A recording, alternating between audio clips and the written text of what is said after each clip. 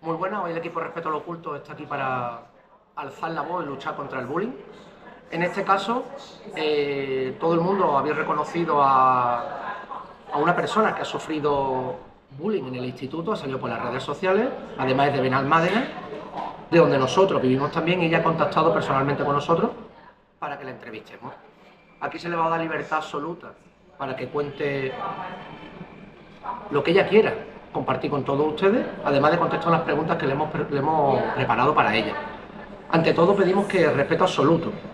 Es su opinión, por lo tanto, respeto absoluto de su opinión, de lo que ella ha pasado en la vida, y vamos a escucharla, y sobre todo una cosa, que estos actos de bullying necesitan tener condena.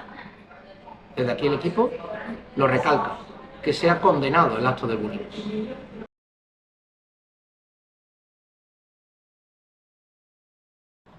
Hola, mi nombre es Andrea Lozano y soy superviviente de bullying que sufrí en la promoción de 2013-2017 en el Instituto IES Benalmádena, donde por desgracia ha perdido la vida una muchacha de 14 años y 10 años más tarde he decidido hablar, ya que dentro de ese centro sufrí bullying tanto físico como psicológico como virtual. Me han contactado de muchísimas plataformas debido a que el vídeo que hice para mis redes sociales se hizo demasiado viral y he querido darle la oportunidad a Respeto al Oculto, ya que somos todos del mismo pueblo y vi su contenido, me gustó y he decidido hablar con ellos. Cuando recuerdas el bullying, ¿qué es lo que más te duele? ¿Lo que te decían o que tú sintieras que nadie hacía nada? Yo creo que la sensación de soledad, el hecho de saber que iba a ir a clase y no iba a tener a nadie con quien hablar de esto. Y al final llegó un punto que normalicé mucho lo que me pasaba dentro de ahí y, y no sabía cómo gestionarlo. Era muy pequeña, tenía 12, 13, 14, 15 años, no tenía las herramientas que tengo ahora, no sabía cómo gestionarlo y yo creo que lo que peor llevé fue tanto el hecho de sentirme muy sola como el hecho de que al aplicarle el protocolo antiacoso a la persona que a mí me estaba acosando, las medidas eran hacia mí, es decir, me ofrecieron cambiarme de clase a mí, me ofrecieron salir 10 minutos antes de la clase para que esa persona no me persiguiera a mí. O sea, estaban aplicando las medidas a la víctima y no a la persona que estaba acosando. ¿En algún momento creíste que lo que te decían era verdad? Sí, me lo llegué a creer, porque al final el cerebro adolescente es muy plástico y si tú repites todos los días la misma cantata, esa persona se va a acabar creyendo que es de una forma o de otra, tanto personalidad como de físico, como de capacidades, y sí, me lo acabé creyendo. ¿Llegaste a odiar más a quienes te acosaban o a quienes miraban hacia otro lado? Yo considero que era un poco un mix. Es decir, hubieron varios episodios en los cuales a mí se me agredió físicamente delante de testigos, véanse por hostias en la cara o escupitajos, y la gente se quedaba sorprendida pero no hacía nada.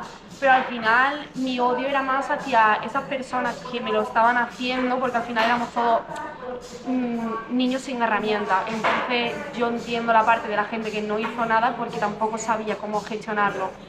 Pero considero que el mayor odio que yo sentí fue hacia mí misma.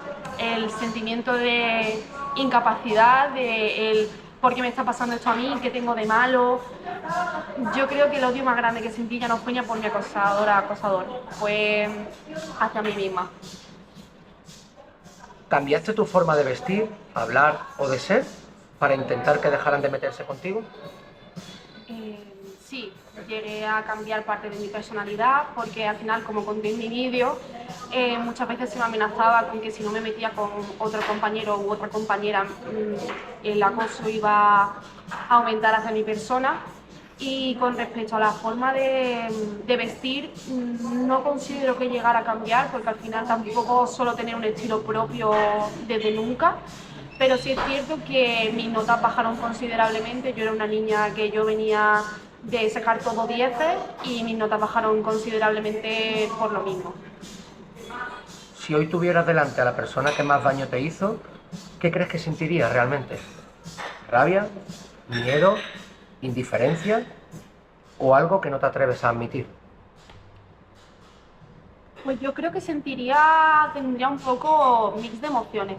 Es decir, que yo a esta persona me la he encontrado varias veces porque al final somos de un pueblo, pero yo creo que tendría un mix de emociones. Por un lado, indiferencia, porque al final esta persona pasó por mi vida, como muchas otras han pasado, lo que pasa es que dejó una marca un poco más profunda, pero sobre todo sentiría orgullo de mí misma por todo lo que he logrado, por todo lo que he salido adelante y por la persona que soy a día de hoy y la persona que es ella o él. ¿El bullying te hizo más fuerte o simplemente te obligó a sobrevivir? Yo considero que en los años que estuve en ese centro fue supervivencia pura y dura. Pero mirándolo ahora con perspectiva, yo creo que me hizo más fuerte, porque al final me he encontrado ciertas situaciones a lo largo de mi vida, además de lo que me pasó en ese centro, que sí es cierto que influyeron, pero ahora con la edad que tengo y con todo lo que he recorrido, considero que me hizo más fuerte. ¿Crees que ese problema es casi exclusivo del IES Benalmádena? No, no considero que sea exclusivo del centro, ocurre en todas partes, a nivel mundial, sea público, sea privado, sea concertado, no considero que sea exclusivo de ese centro. ¿Por qué crees que desde allí se permitió tu acoso en concreto? No considero que se permitiera mi acoso en concreto porque yo soy una persona X. Considero que ese centro tiene un problema interno, también por parte del profesorado. En mi experiencia propia tuve problemas con una persona del profesorado, el cual o la cual me expulsaba de la clase sin motivo aparente, me registraba la mochila sin mi permiso, se le reía las gracias a las personas que me acosaban, me llegó a suspender todos los exámenes y mandarme a refuerzo de su asignatura sin yo necesitarlo, me acabaron echando de esa clase porque no lo necesitaba y tuvo que venir mi madre a hablar con ella para al final me empezar a aprobar. Y eso me pasó a mí con esa persona en concreto. Tengo varios testimonios de varias personas que también han estudiado en ese centro que les pasó lo mismo. Una en concreto con el docente que estoy hablando. Esa persona tenía una fijación por la gente de Latinoamérica y llegó a decir barbaridades con respecto a eso. Y después tengo también el testimonio de otra compañera mía que un profesor la sacó de clase y la acorraló para que no lo pillaran las cámaras y la amenazó diciéndole que le iba a destrozar la vida, que era una niñata, en fin, barbaridades que considero que tienen un problema interno bastante gordo, además del alumnado, que no les echan cuenta. ¿Cómo piensas que se debería de actuar ante un claro caso de bullying por parte de la dirección o del profesorado?